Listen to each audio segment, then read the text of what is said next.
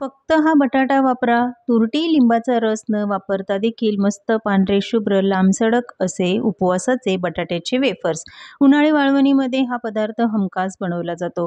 तेलात घातलात तर चौपट फुलणारे, पण तळल्यानंतर अजिबात लालसर न होणारे, वर्षभर साठवून ठेवले तरी देखील ते जरासुद्धा काळसर होत नाही. बटाटा कोणता वापरायचा?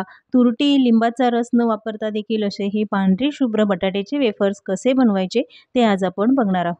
उन्हाळी वाळवणीमध्ये वेफर्स म्हटलं की सगळ्यांच्या आवडीचा पदार्थ, अगदी लहानांपासून मोठ्यांपर्यंत. मग चला बनवूया आजची ही रेसिपी. बटाट्याचे वेफर्स बनवताना बटाटा कोणता घ्यायचा? तर इंदोरी बटाट्याचा वापर करायचा आहे. इंदोरी बटाटा फेब्रुवारी ते मार्च या कालावधीमध्ये बाजारात सहज उपलब्ध असतो. यावर जरासुद्धा पावडर किंवा माती नसते. आता हा बटाटा कसा ओळखणार? तर याची साल बघाल, अगदी पातळ सालीचा हा बटाटा आहे. जाड सालीचा आणि खूप पावडर असलेला बटाटा अजिबात वापरायचा नाही. घेताना मोठ्या आकारात आणि लांबसडक असे बटाटे घ्यायचे आहे. एका बटाट्याचं वजन जवळपास 150 ग्राम तरी असेल. इथे मी 3 किलो बटाटे वापरलेत. बटाट्याची जी साल आहे ती अगदी पातळ असते.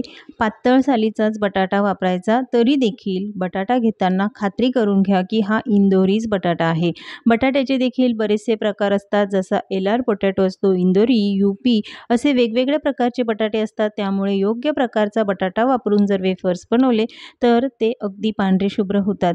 तुम्ही म्हणाल याची किंमत जास्त असते का? तर अजिबात नाही. हा बटाटा देखील 30 ते 35 रुपये किलोनेच विकत मिळतो. बटाट्याची साल काढून घेतल्यानंतर लगेचच पाण्यामध्ये घालून ठेवायचे, म्हणजे ते काळसर होणार नाहीत. आता लगेचच आपण बटाट्याचे वेफर्स करून घेऊया. तर परातीमध्ये पाणी घेतलं आहे आणि त्यानंतर वेफर्स बनवायचे. असं हे स्लायसर वापरा, त्यामुळे काम पटकन होतं. मोठे लांबसडक असे वेफर्स हवे असतील तर बटाटा आडवा पकडायचा आणि गोल आणि छोट्या आकारातले वेफर्स हवे असतील तरच बटाटा उभा पकडून तुम्ही हे वेफर्स बनवू शकता. पण असे हे लांबसडक मोठ्या आकारातले बटाटे मला हवे म्हणून बटाटा आडवा धरून असे हे पातळसर वेफर्स बनवून घेतले. स्लायसरमुळे एकसारखे वेफर्स तयार होतात. जाड किंवा पातळ वेफर्स तयार होत नाही. मध्यम आकाराचे हे वेफर्स तयार झाले आहे. खूप पातळही बनवायचे नाही. तर सगळ्या बटाट्याचे हे वेफर्स बनवून घेतले. एका मोठ्या भांड्यामध्ये पाणी घेऊन 2 ते 3 वेळा तरी वेफर्स स्वच्छ धुवून घ्यायचे. वेफर्स धुवून घेताना व्यवस्थित मोकळे करून 2 ते 3 वेळा पाण्याने स्वच्छ धुवून घ्यायचे आहेत. इंदोरी बटाटा आहे, यामध्ये स्टार्च कमी असतं, त्यामुळे खूप जास्त वेळ धुण्याची गरज पडत नाही किंवा रात्रभर पाण्यात ठेवण्याची देखील. तुम्हाला असा प्रश्न पडलाच असेल की पातळ सालीचे तर सगळेच बटाटे असतात, त्यातही इंदोरी बटाटा कसा ओळखायचा? तर बटाटा कापल्यानंतर असा पांढरा शुभ्र दिसतो. जो यूपीचा बटाटा असतो ना, तो थोडासा पिवळसर रंगाचा असतो. पिवळसर रंगाचा जर बटाटा दिसत असेल तर त्याचे वेफर्स अजिबात बनवायचे नाही. तर 3 वेळा पाण्याने मी हे स्वच्छ धुवून घेतले. पाणी अगदी स्वच्छ दिसत आहे.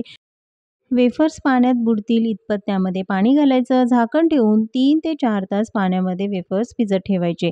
रात्रभर भिजत ठेवण्याची अजिबात गरज नाही. 3 तासानंतर त्यावरचं झाकण काढून बघा तर पाण्याचा रंग अजिबात बदललेला नाही आणि वेफर्सही थोडेसे लवचिक होतात, म्हणून पाण्यामध्ये वेफर्स भिजत ठेवायचे आहे. हे बघा, जेव्हा आपण हे वेफर्स फोल्ड करून बघतो तेव्हा ते जरासुद्धा तुटत नाही. पाण्यात भिजत ठेवल्यामुळे वेफर्सची लवचिकता वाढते, ते व्यवस्थित शिजले देखील जातात आणि जो काही स्टार्च राहिला असेल तर तोही निघून जातो. म्हणूनच 3 ते 4 तास फक्त पाण्यात भिजत ठेवायचे आहे. जर योग्य पद्धतीचा बटाटा वापरला तर हे वेफर्स रात्रभर पाण्यात ठेवण्याची अजिबात गरज पडत नाही. आणि मी इथे तुरटीचा वापर केलेला नाही.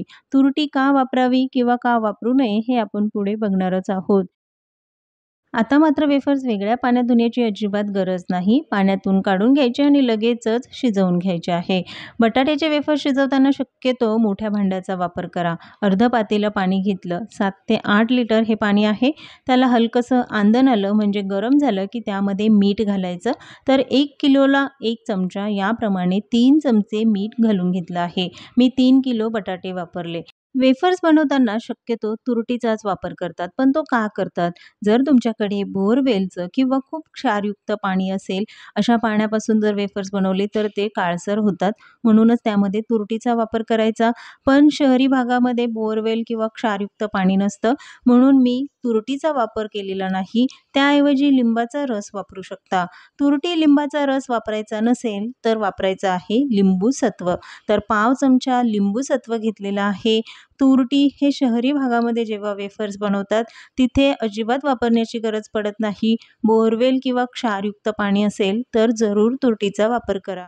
लिंबू सत्व आणि मीठ घालून झाल्यानंतर पाणी हलकंसं गरम झालेलं आहे. खूप उकळतं पाणी वापरायचं नाही. त्यामध्ये वेफर्स घालून घ्यायचे आहे आणि शिजवून घ्यायचे. गॅस हा मोठ्या आचेवर ठेवायचा. आता वेफर्स बघाल तर पाण्यावर तरंगत आहे कारण ते अजून शिजलेले नाही. यावर झाकण ठेवायचं. गॅस मोठ्या आचेवर ठेवून 5 मिनिटं वेफर्स शिजवून घेऊया. 5 मिनिटानंतर बघाल तर जे वेफर्स पाण्यावर तरंगत होते ते शिजल्यामुळे खाली बसतात. एकदा हे व्यवस्थित हलवून घ्यायचे. वेफर्स खालीवर करून घेतले म्हणजे एकसारखे शिजले जातात, नाहीतर खालचे वेफर शिजले जातील आणि वरती जे वेफर्स आहेत ते कच्चेच राहतील. यासाठीच 1 ते 2 वेळा हे व्यवस्थित मिक्स करून घ्यायचं. पण खूप जास्त वेळही करायचं नाही, नाहीतर वेफर्सचे तुकडे पडतात. शिजल्यानंतर वेफर्स हे खाली बसतात. पण आता हे किती वेळ शिजवायचे? तर अगदी 5 ते 6 मिनिटं. 5 मिनिटानंतर वेफर्स बघाल तर अगदी ट्रान्सपरंट झाले आहे. फोल्ड केल्यानंतर ते जरासुद्धा तुटत नाही. जर तुमचे वेफर्स तुटत असतील म्हणजे ते ओव्हरकुक झालेले आहेत. तर फक्त 5 मिनिटंच वेफर्स शिजवून घ्यायचे आहे. दुसरी पद्धत म्हणजे नखाने असे दाबून बघायचे. लगेचच दाबले जात नाही इतपतच वेफर्स शिजवून घ्यायचे आहे.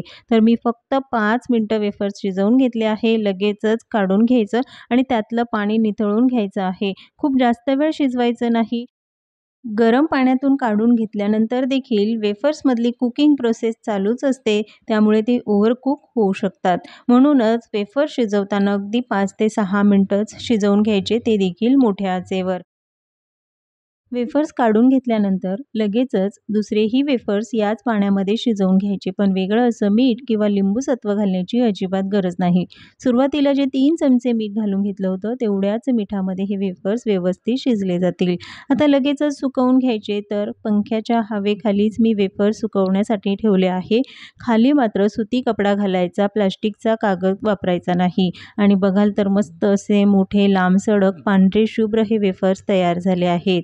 एक दिवस पंख्याच्या हवेखालीच वेफर्स सुकवा, जेणेकरून ते काळसर होत नाही आणि मग उन्हामध्ये सुकवायचे. लगेचच उन्हामध्ये वेफर्स सुकवल्यामुळे ते काळसर होतात. वेफर्स सुकवताना एक-एक वेफर्स व्यवस्थित मोकळा करून मग कपड्यावर पसरवून 1 दिवस पंख्याच्या हवेखाली सुकवून घ्यायचा. लगेचच उन्हात सुकवायचे नाही.